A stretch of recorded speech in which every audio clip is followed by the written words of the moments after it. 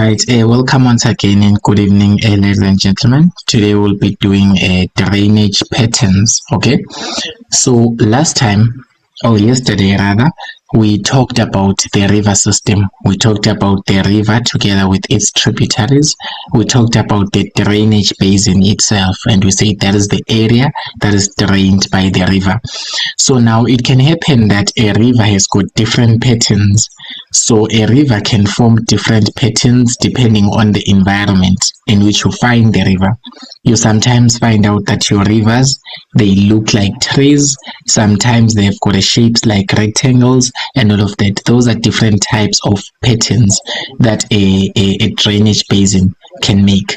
So that is kind of the pattern or the arrangement of the tributaries and the river itself. So basically a drainage pattern, we are simply talking about the arrangement of streams in a drainage basin. It's just the pattern or the shape, the way they look like. So you can say it's an arrangement of streams in a drainage basin, or you can say that it is the shape or it is how the streams are arranged. All of that refers to the drainage patterns. So we have got different types of drainage patterns and we're going to look at each one of them. We're also going to look at the reason behind those drainage patterns. Okay, so we are going to start with the most common one, which is known as the dendritic pattern. So in a dendritic pattern, the tributaries, or we can say that those smaller streams, they join at acute angles. For those who have done maths at some point in their life, you guys know, even if you are doing maths late, it still doesn't matter. You have done maths in grade 9. Acute angles are angles below 90 degrees. So basically in a dendritic pattern, you have got your tributaries or your smaller streams and they are joining in together, and the angle that they make between themselves is less than 90 degrees. For example, if you take this tributary here, this is a tributary, and then you take another tributary, let me just paint it in green. This is another tributary. The angle between these two tributaries, it is acute, or it is an angle that is less than 90 degrees. Okay, so basically you are going to just have those tributaries or those smaller streams that are connected at acute angles, or that join each other at acute angles, in such a way that this actually resembles the branches of a tree. So basically the dendritic pattern, when we say that our river system, or it is making a dendritic pattern, it simply means that the tributaries are joining in together at acute angles, at angles that are less than 90 degrees. So they are joining in together at angles that are less than 90 degrees. So this is a dendritic pattern. So it looks like the branches of a tree, because it looks like a tree, like literally looks like a tree. Okay, because this looks like branches and they are connected to the stem in a sense, but this is actually a river system. So this is a realistic picture of a dendritic pattern. I think you guys can see it clearly here from here. I don't know if you guys can see it, but basically you have got your tributaries here. These are your tributaries, these are your tributaries, and then this is another tributary, and then they join in together here at the confluence, and they join it at an angle that is less than 90 degrees, a smaller angle, in such a way that your river system actually looks like trees when you view it from the above. So when you actually go above and you try to take a picture of your river, the streams will make a pattern, or they will make a shape that looks like a tree, or that resembles the branches of a tree. So this is known as a dendritic pattern. Does everyone understand what a dendritic drainage pattern is? Okay, so now that you now know how to identify a dendritic pattern and how it looks like, you now need to know the reason, or what actually causes the dendritic pattern to look the way it looks like. What actually causes the streams to join at acute angles? What causes the streams to resemble the branches of a tree? In fact, what causes the river system to look like a tree shape? Because honestly guys, if you look at this image or this diagram from above, you notice that these streams, they look like trees, like literally they look like these are branches of the tree that are connected to the stem of a tree. I mean, all of us can see that. So basically the reason for that is because the area has got rocks with equal resistance to erosion. So basically the rocks at this area, or the rocks where this river is flowing, they've got equal resistances. So if I'm going to take a rock here at this point, so let's just say we've got a rock here, and then we also have rocks on the other side. All of these rocks, they've got equal resistance to erosion. So it means that the way that they can be eroded is the same. You guys must remember, erosion simply means that the rock is being washed away. Okay, it is kind of giving us it kind of gives us an idea of how tough the rock is. If the rock is so tough, it is not easily washed away. It is not easily eroded. But if the rock is weaker, it is easily eroded. So in this instance, for us to end up having a dendritic drainage pattern, for our streams to look like a tree or to resemble the shape of a tree, it is because the underlying rock, or the rocks that we found, the rocks that we find here at this drainage basin, those rocks have got equal resistances, so that actually end up giving you a dendritic pattern. So whenever they kind of ask you what is the reason that the dendritic pattern looks like trees, is because the rock that is found in this drainage basin, it actually has got equal resistance. That actually causes a dendritic pattern. If you go ahead and study geography further at a higher levels, you are still going to learn on exactly why the equal resistance is causing this shape particularly and not any other shape. But for now, just know this as the reason. So that's known as a dendritic pattern. So we usually will be using a dendritic pattern in most of our scenarios. We're just gonna have our streams resembling the branches of a tree. Okay, now let us look at the trellis pattern. So the trellis pattern, we have got tributaries that join the main streams at right angles.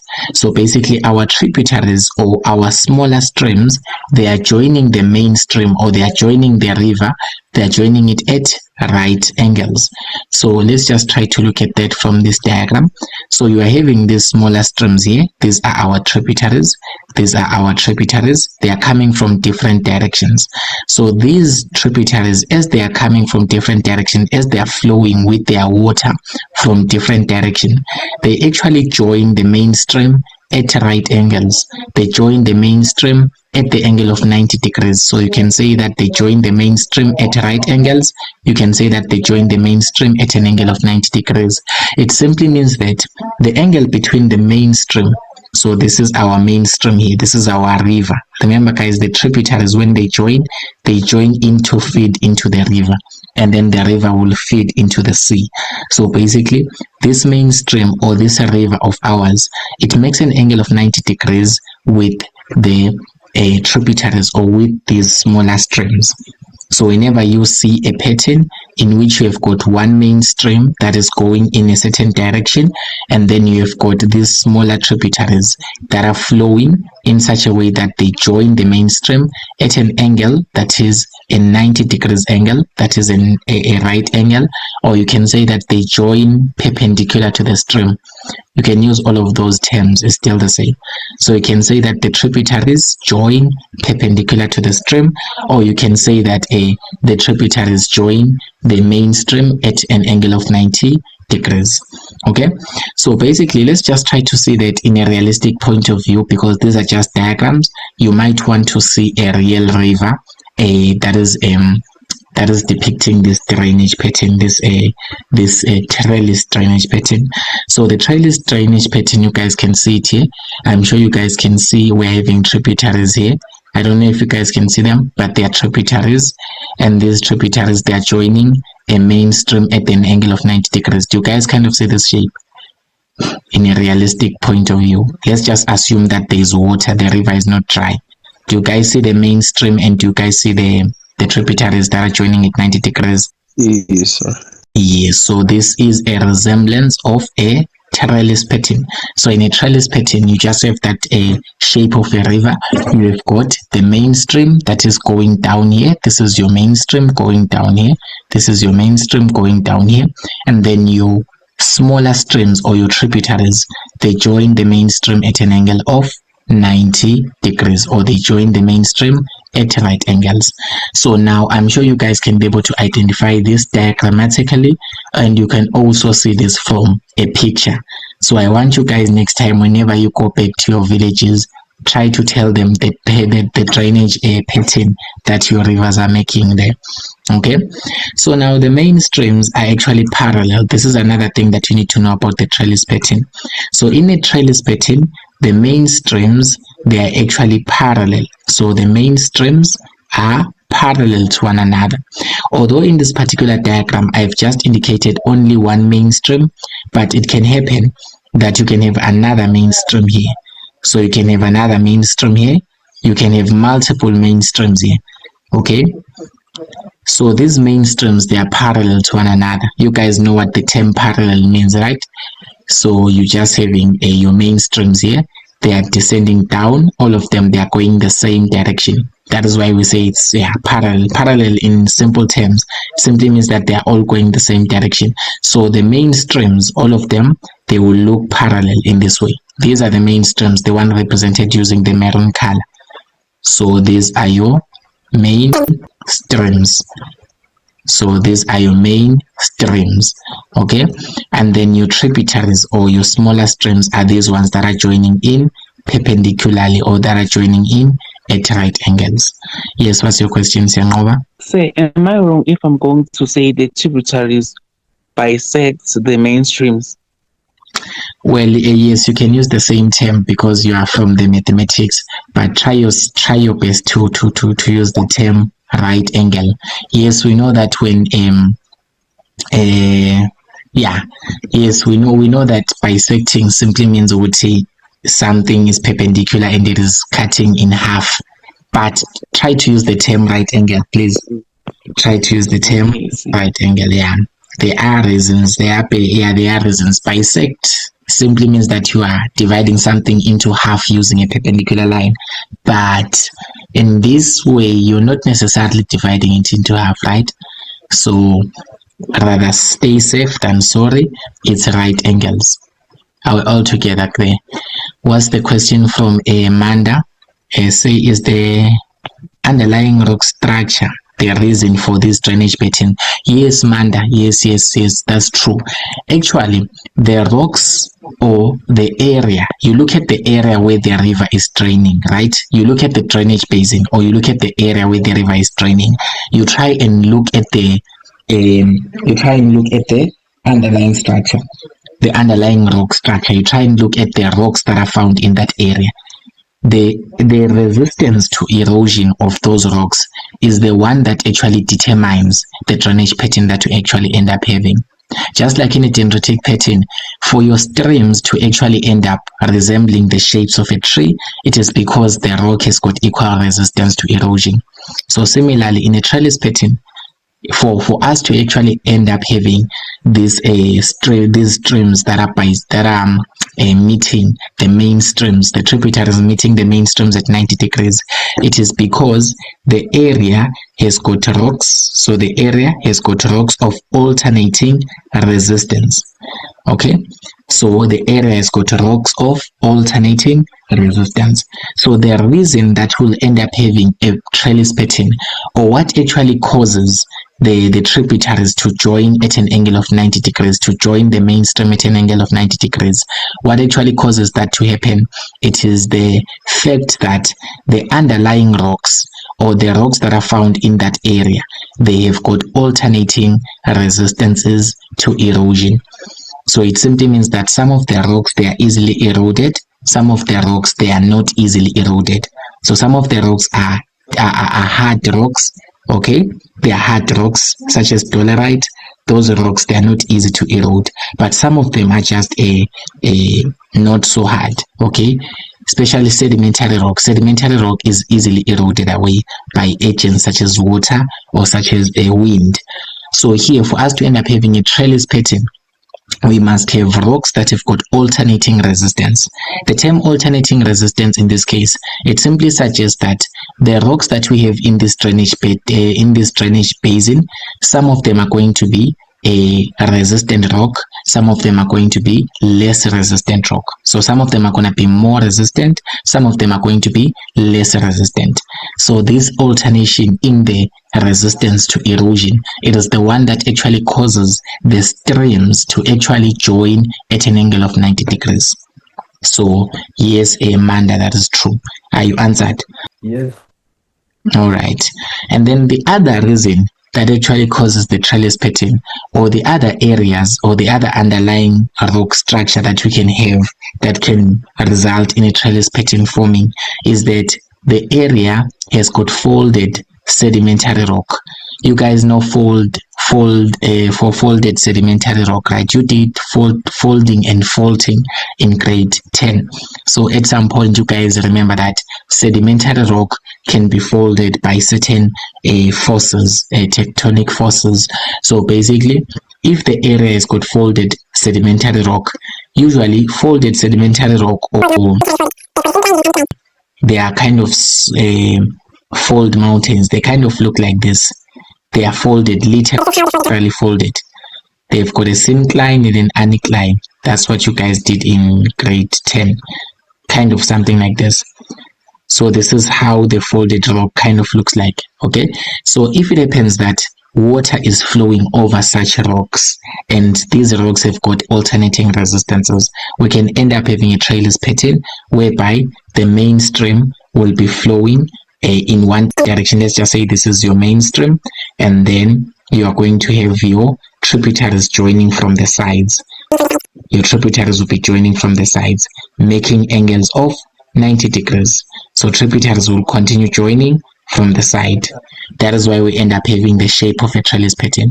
You guys should not worry yourself too much about how this rock actually causes this shape to be like this, like the further detail, but you guys should just know what if the area has got folded sedimentary rock, we have a high possibility of having a trellis pattern. And also, if the area has got rocks of alternating resistance to erosion, we also have a possibility of forming a trellis pattern whereby the tributaries are joining the mainstream at right angles. Okay, let's look at the rectangular pattern. So we have got a rectangular pattern. A rectangular pattern is characterized by the mainstream having right angle bends.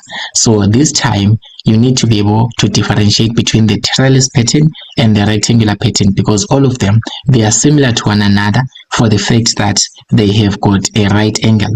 But now in a trellis pattern, remember we said that in a trellis pattern the tributaries are the ones that are joining the mainstream at an angle of 90 degrees. That is what we said for a trellis pattern. At an angle of 90 degrees, the tributaries are the ones that are joining the mainstream, and the mainstreams, they are parallel to one another. Let me just repeat myself. In a trellis pattern, we say that the tributaries are the ones that are joining the mainstreams at right angles, and the mainstreams are parallel to one another. But now in a rectangular pattern, the mainstreams has got right angle bends. So basically, the mainstream actually bends at right angles. Okay, it actually bends at right angle, 90 degrees angle. Keeps on bending and bending, the mainstream itself. So it means here we are not really looking at the tributaries per se, but you can also say that the tributaries, they are joining at an angle of 90 degrees, but the mainstream itself, it has got bends. It keeps on bending and bending and bending, and those bends, they are 90 degrees angle. Okay, so unfortunately I couldn't get a real image for this particular drainage pattern. You guys can browse Google for such images. I'm sure you guys can get them, of course, but basically in a rectangular pattern we have got 90 degrees bends. This is not the same as the trellis pattern. I repeat again, the trellis pattern, we have got tributaries and we have got the mainstream.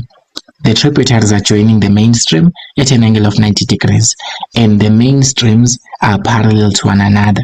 Okay, but in a rectangular pattern, the mainstream itself is the one that is bending. If you look carefully, guys, at these diagrams, they're not the same. Please don't make them the same, because the stream here, the mainstream, is the one that is bending irregularly.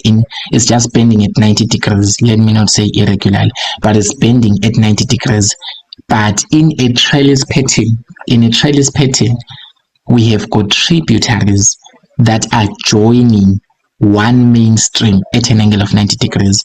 And if we're having more than one mainstream, those mainstreams are going to be parallel to one another. Never make a mistake. Please look carefully in your diagrams. Yes, I agree that there's 90 degrees in both scenarios, but please make sure that the rectangular pattern, the mainstream is the one that is just bending and so forth, like bending and bending. This is a rectangular pattern because the mainstream is the one that is having these 90 degrees bends. Yes, tell me, what's your question? Sir, I just wanted to ask, how do you identify the mainstream and the rectangular pattern? Well, I'm kind of confused. Well, the mainstream itself, okay, you cannot really see that much of it, but you can see the mainstream to an extent here, because this is a tributary, because it's just a smaller stream coming from somewhere, right? And then it is joining with another tributary to form a bigger one, right?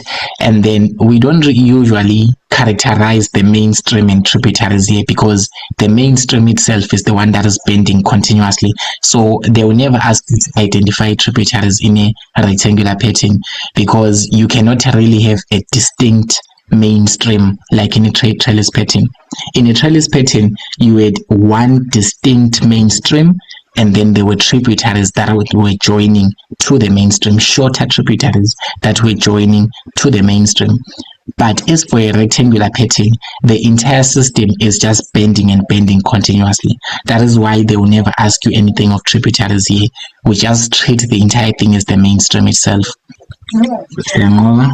Yes, I wanted to ask you, so now the mainstream are bending, right? So yes, if they are bending, yes, it's bending. You see now, yes, la apenda kona agcina khona. What's happening to the mainstream? Angisho i-mainstream ibig, angisho se. Yeah, kuyendakalani kuyo mase ibhende yafika la ekugcineni? What is happening? And remember, I'm still going to the sea. Let's just say this is the water is flowing in this direction, right? And this one is also flowing in this direction, and this one is also flowing in this direction. It combines, it forms more water, and then it will bend here. So the water will bend, and now it will now flow down in this way. So it's still flowing down in this way. On the other side, we've got water there. Okay, say, I think it was the last question. Yeah. It can bend into two ways. Yes, it is actually bending. Like Can here you you are even. Yes, I can hear you now. Yeah, I'm saying, Guti, it can bend into two ways. Or I don't understand, because if you see that mainstream from Lapag le left one, like Talakon, I kamga so yapenda down, yapinze, ya kamga lenya. I don't. Do you get my point, say? Okay, do you see how these arrows are? First of all, let's see. Do you see how these arrows are? Spawn. From this perspective. Exactly, that's how the water is flowing. So some water is flowing in this direction, some of the water is flowing in this direction, and then they combine in this way, in such a way that it kind of looks like the stream is bending. Not let's just say yes, the stream, we can say that the stream is bending, but realistically the water is coming in a shape that actually looks like a 90 degrees angle. So when the water reaches here, it will kind of take a turn like this, and then it takes another turn like this. Maybe there's another water coming from that direction, and all of that. But now we want to model it into a certain pattern, right? So that's why we say that the mainstream is having bends of 90 degrees. Oh. Yeah, exactly. All right. Okay, let's continue, guys. Yes. Yeah, say the mainstream are joining one another. Yes, well, yeah, realistically, that's actually what's happening. But when you explain it in paper, you say it's the mainstream that is having right angle bends. So the mainstream, the mainstream is having right angle bend. It looks like it's bending, but realistically, we know that it is the tributaries joining each other in such a way, in this shape. Okay, so. Okay, and then Okay, sure. So the reason for us to have this rectangular pattern is that the area has got igneous rocks. Okay, so it has got igneous rocks. Remember, the igneous rocks, they're known, otherwise known as the primary rocks. Okay, so igneous rocks are known as the primary rocks. So in a rectangular pattern, the underlying rock structure or the rocks that are found in that area wherever we would have a rectangular pattern are igneous rocks. You guys should know that igneous rocks are they are primary rocks, they are strong, and these rocks have got couple of joints and cracks. So these are the igneous rocks that have got couple of joints and cracks. So this is cracked rocks. Yes, it's igneous rock. Remember, igneous rock, it is primary, it is strong, and all of those other characteristics. But that rock has got cracks in it. Okay. Let's look at another one, guys. The parallel pattern. The parallel pattern, it is this one that we have here. Please don't confuse the dendritic pattern and the parallel pattern. Here is a way that you will be able to differentiate the two, because they kind of look similar. Because they kind of look like all of them, they are resembling the shape of a tree. So the parallel pattern, you can see that it has got longer tributaries. So this one has got longer tributaries. So it's longer. Let me just write it somewhere. Let's just say longer tributaries. So the parallel pattern, the parallel drainage pattern has got longer tributaries. So our tributaries that are joining each other, they look so long. They look so long and so long and so long. Do you see that they are so long? They are so long when you're comparing them to the drainage, to the dendritic drainage pattern. So these are long tributaries. They are relatively long compared to those ones of dendritic pattern. And then now when they join together, now they form our river, and then we have got a river system there. So in a parallel pattern, one other thing that you should know of, it has got we've got a fewer tributaries, so there are less tributaries compared to the dendritic pattern, because most people often confuse the parallel pattern and the dendritic pattern. The dendritic pattern, guys, it has got shorter streams, like shorter tributaries that are joining together, and they are resembling the shape of a tree. This is a dendritic pattern, the one that I'm drawing right now. This is a dendritic pattern, shorter tributaries resembling the shape of a tree. But when it comes to the parallel pattern is characterized by streams that are swift. Okay,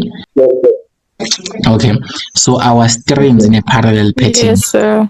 yes, our streams in a parallel pattern, they are swift and they are straight, and they are fewer as well. Hey, there's quite a lot of things to know.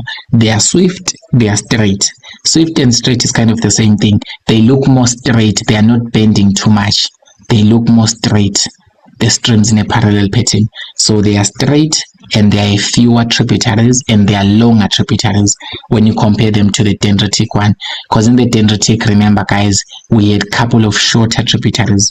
In the dendritic pattern, we had shorter tributaries and they were not so straight. They were bending at acute angles, or they were joining each other at acute angle. But when it comes to the parallel pattern, the streams are swift, the streams are straight, and they've got fewer tributaries. So the parallel pattern is obtained in an area that has got a steep slope.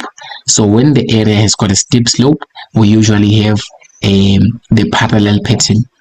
This is not necessarily a mountain, but it's a steep area.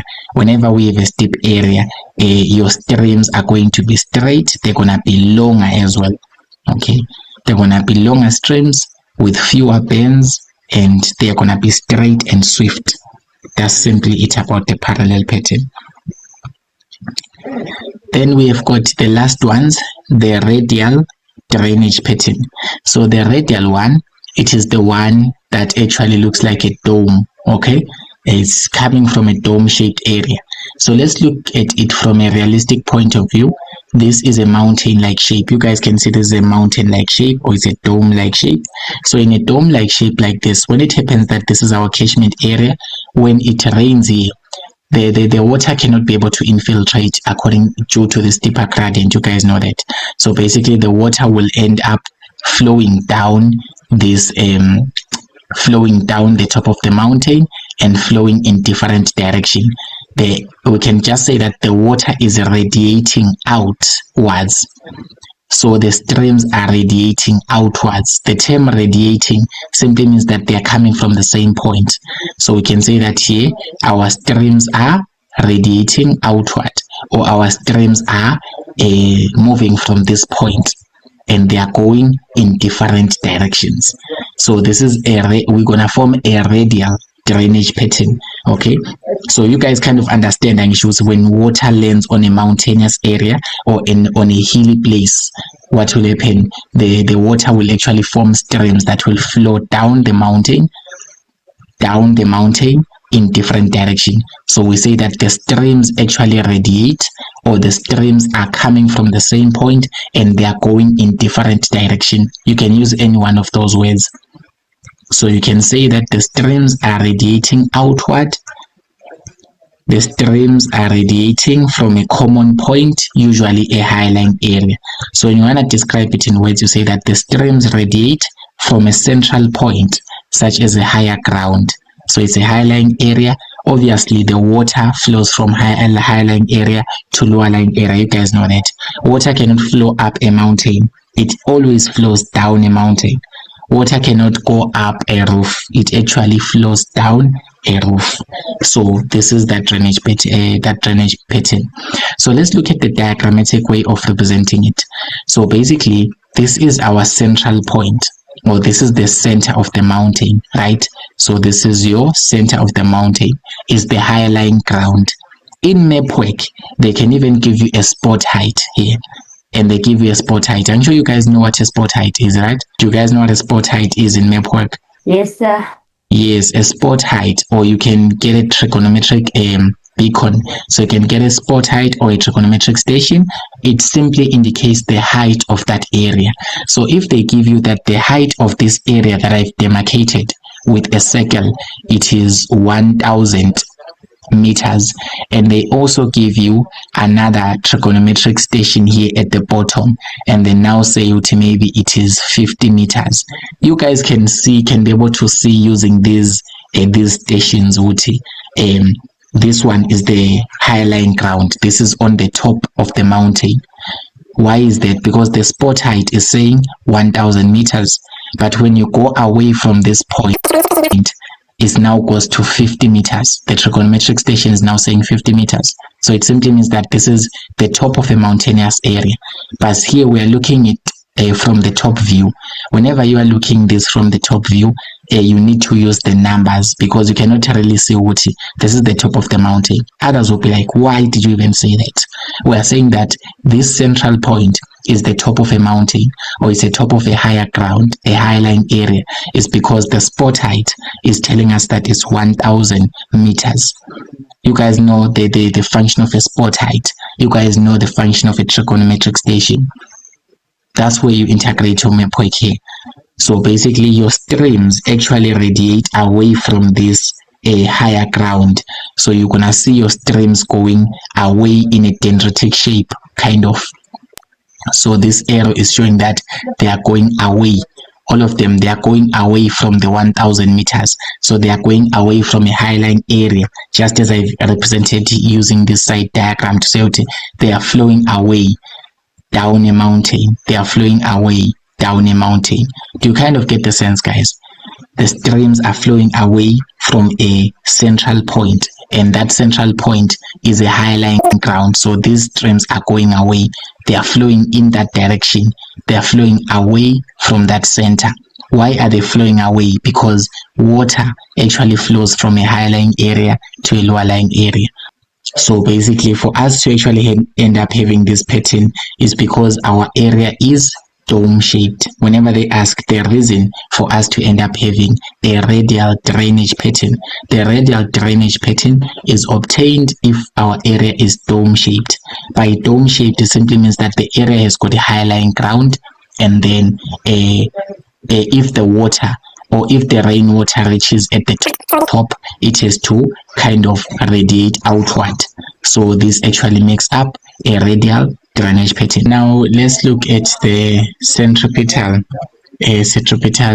drainage pattern. All right, so the centripetal drainage pattern is the opposite of the radial drainage pattern. Okay, the centripetal drainage pattern is the opposite of the radial drainage pattern. So remember that at the radial drainage pattern, what did I say? I said that the streams are radiating from a higher ground, or they are radiating from a high lying area, and they are going into the surrounding lower lying areas, or water is just flowing down a mountainous place. That's what we said makes up the radial drainage pattern. Now let's look at the centripetal pattern. So in a centripetal pattern, you have got streams that are converging. So we have streams that are converging, or those streams are actually meeting into a lower lying area. So it's the opposite of what we had from a radial drainage pattern. Because in a radial drainage pattern, the streams were moving from a high lying area and they're going to a lower lying area. But now in a centripetal pattern, it's the complete opposite. We now say that in a centripetal pattern, your streams are actually converging into a lower lying area. Let's say, for example, this is an example that I can give. If you can look carefully at this lake, so this is a lake, and then we're having streams that are coming from different direction, and then they are actually feeding into this lake. So the streams are coming from different directions and they are feeding into this lake. Do you guys see that? The streams are coming from different directions and they are all feeding into this lake. Here are the streams. They are coming from different directions. They are all feeding into the lake. So this actually makes up a centripetal drainage pattern, because the centripetal drainage pattern is just characterized by water that is flowing towards the same point, because the streams are actually all flowing towards a converging point here. So they make up a lake, or we can say they make up usually it's a lake. So a lake, you guys must be able to differentiate between a lake and a river. You guys must know that the difference, okay? So the centripetal drainage pattern, we have it when the streams are all flowing towards one point, towards the central point. Usually they are moving from a high-lying area to a lower-lying area. So they are moving from a point that is high. Let's just say maybe here it is 100 meters high. That's the altitude, right? And then you find out that where they're actually putting their water, or where the flow, or where the water is flowing into, it is somewhere like maybe 20 meters. It shows that the water here, or the streams, are actually flowing from a high-lying area all the way towards a lower-lying area, and they are all meeting, or they are all converging into a common point known as a lake. So this is making a centripetal pattern. I think this one is quite easier to see. Streams are converging at a common point. So now let's just look at the diagrammatic way of representing a centripetal pattern. So a centripetal pattern will show that our streams, this is our streams, right? So these are our streams. So these streams, it doesn't really matter whether it's dendritic or parallel, but as long as the streams are all flowing towards one point. So all the streams here, they are all flowing towards one point. They are all flowing towards one point. And the point here, it is the center here. So this is a centripetal. We say it's known as a centripetal drainage pattern. This is a centripetal drainage pattern. I think this is pretty clear. So all of these streams, they are all flowing towards, all of them, they are pointing, their flow of water is pointing towards one point. This is a lower lying area. A lower lying area can be anything. We can actually form a lake here, or any other body of water that is not moving. We can form it here at the center. So this is a centripetal pattern. So the centripetal pattern actually forms in an area that is basin shaped. Remember, a basin shaped area, it simply means that it has got a high-lying area on one side and a lower-lying area on the other side. This is like a basin. The same basin that you use to put your food is the same basin that we are referring to here in this case. So basically what's happening here, we are having your streams, all of them, they are flowing towards that lower lying area. This is a side view, kind of a side view. So they are all flowing towards that area. So basically, this is a basin shaped area. It actually drives the centripetal pattern because we'll have streams coming from different directions, all of them converging at one point. It's kind of the opposite of the radial drainage pattern, because in a radial drainage pattern, all the streams were starting at the same point and they were diverging, or they were radiating from that high-lying area, and they're going to surrounding lower-lying areas. Okay, so let's look at the deranged pattern. The last drainage pattern that we have is the deranged pattern. So the deranged pattern does not have any regular pattern. So we say that it has got an irregular shape. It is irregularly shaped. We cannot really establish a particular pattern. We cannot really establish the branches of a tree. We cannot establish any angles of 90 degrees and all of that. So basically, this is known as a deranged pattern. So this is a deranged pattern, no specific shape, no particular way that it looks like, but it's just deranged. It has got an irregular pattern. All right, so the tributaries, they do not even link up with the mainstream. There's no link. Let's just say that we don't really have any link of 90 degrees and everything that we had at first. So this one is a deranged pattern. Irregular shape, tributaries are not linking with the mainstream. It's just a irregularly shaped.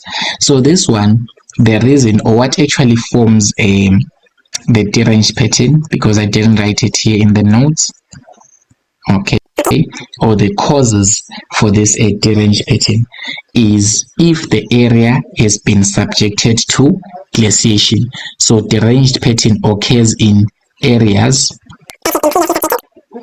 so it occurs in areas that have been previously subjected to glaciation. Does anyone know what glaciation is? Does anyone know what the term glaciation means? Okay, looks like no one has an idea. What is it, also?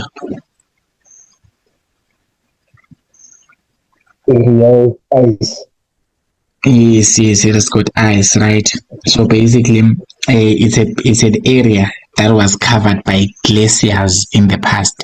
So glaciers, what are glaciers? Glaciers are just ice, massive ice, heavy ice, that usually used to exist. Okay, so it's just heavy ice that was moving slowly. Okay, and that ice usually came from something like snow. Okay, yeah, something like that. So the areas that had ice covered all over the area, those areas, they are likely to have a deranged pattern later on. So these are the areas that have been subjected to glaciation in the past or before. So it's an area that used to have large, massive ice. Glaciers is just ice that is large and that is so heavy, simply put.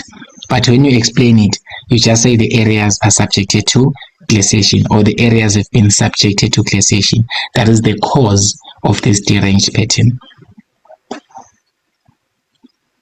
Are we together, great jobs?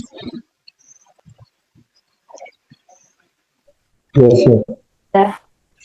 Okay, awesome. Okay, let's do this quick activity, and then the rest you guys will do on your own. Then you send the corrections at least by Friday.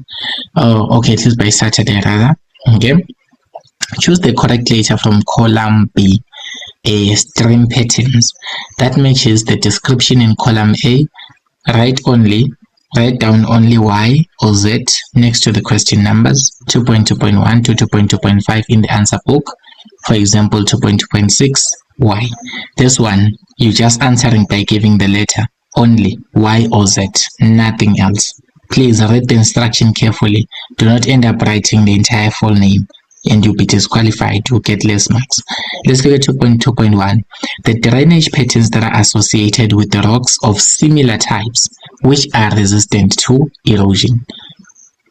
Which drainage pattern is associated with the rocks of similar types which are resistant to erosion?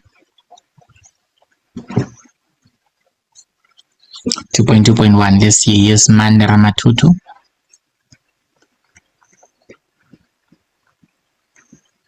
Why?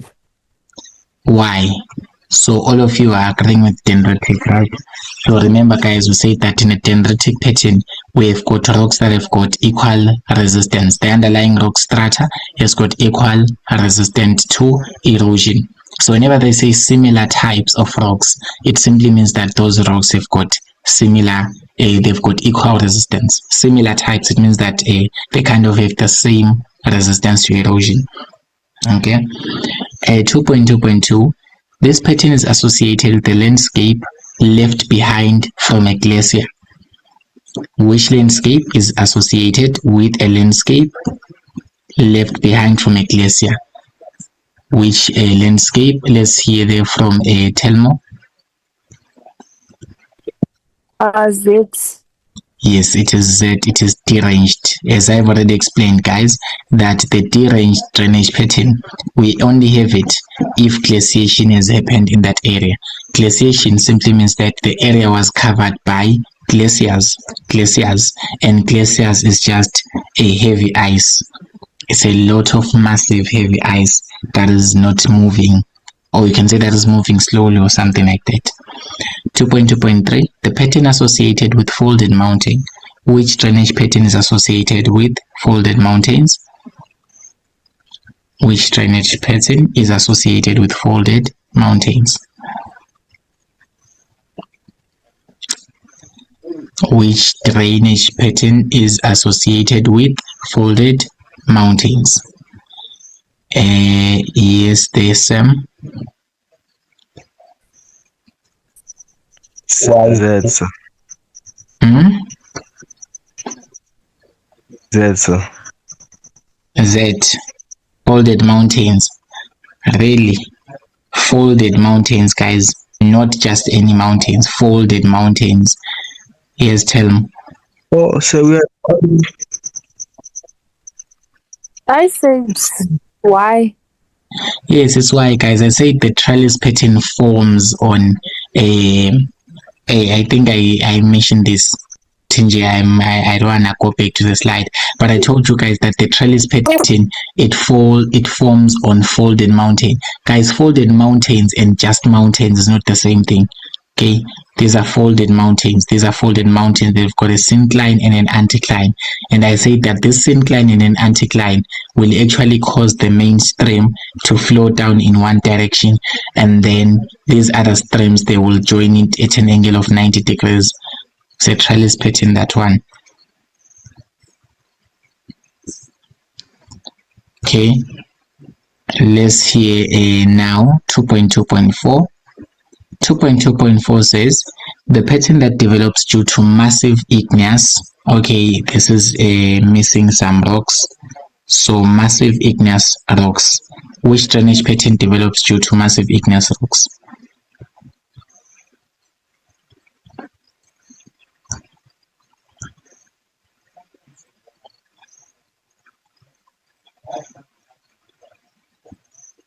Which drainage pattern develops due to massive igneous rocks? Yes, Telmo. Why? Why? Okay, why is the dendritic?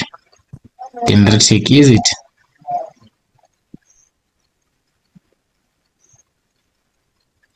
Why not radial? I want to hear you dispute the answer of radial.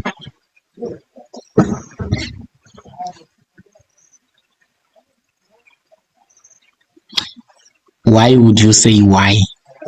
Yes or no?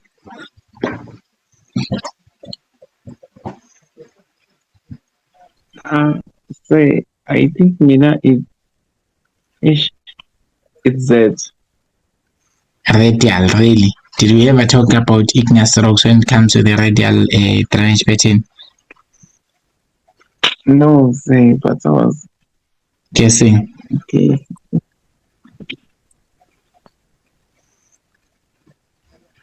Guys, we say that okay, you guys know the difference between igneous rocks, sedimentary rocks, and metamorphic rocks, right? No. Yeah, I should say it's your task. Go back and revise it. That's your grade 10 work. If you didn't do grade 10 geography, you're just going to look at it. It's not that much of a big deal. We have got igneous rocks, we have got sedimentary rocks, we have got metamorphic rocks. The igneous rocks are the primary rocks. Those are the main rocks that form from molten magma. Those are resistant rocks. They are resistant to erosion. Okay, they are rocks that are so resistant to erosion that actually forms a dendritic pattern. Okay, and they've got uniform resistance to erosion. Remember, they've got equal resistance to erosion. Just like 2.2.1, you guys saw on 2.2.1. 2.2.1 said the drainage patterns associated with rocks of similar types which are resistant to erosion. That is a dendritic pattern. How do you know that these rocks are resistant to erosion? Because they are igneous rocks. Igneous rocks are resistant to erosion. But what if I told you that this is the pattern that develops due to igneous rocks that have got cracks? What would you have said? Let's say you were not given these options. Which dendritic which the drainage pattern develops from igneous rocks that have got cracks and joints? Rectangular. Yes, that is rectangular. So you read the statement carefully. It's very important to read the statement. The pattern that develops due to massive igneous rocks is dendritic, because igneous rocks, they've got similar resistance to erosion, uniform resistance to erosion, or you can say equal resistance to erosion. But if the igneous rocks have got cracks in them, then that is going to be a rectangular pattern. It's no longer going to be a dendritic one. So we're going to pick dendritic. That's going to be Y. And 2.2.5, the streams. Let's look at this one. The streams in this drainage basin, they follow the cracks on the igneous rocks. Which one is the answer there?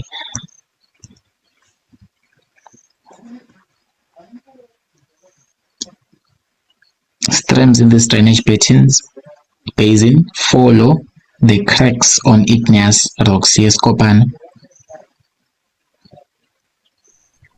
Z, rectangular. Yes, it's rectangular. So in a rectangular one, you have got igneous rocks, yes, but the igneous rocks has got cracks. So the igneous rocks has got cracks.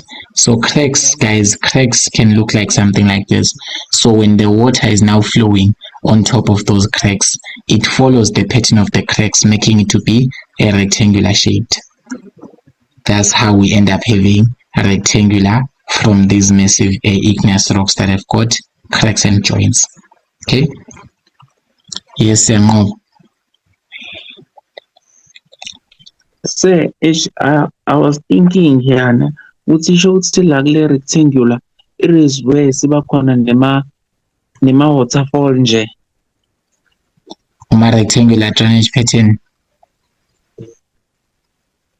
Yeah, ngila siba khona nema waterfall.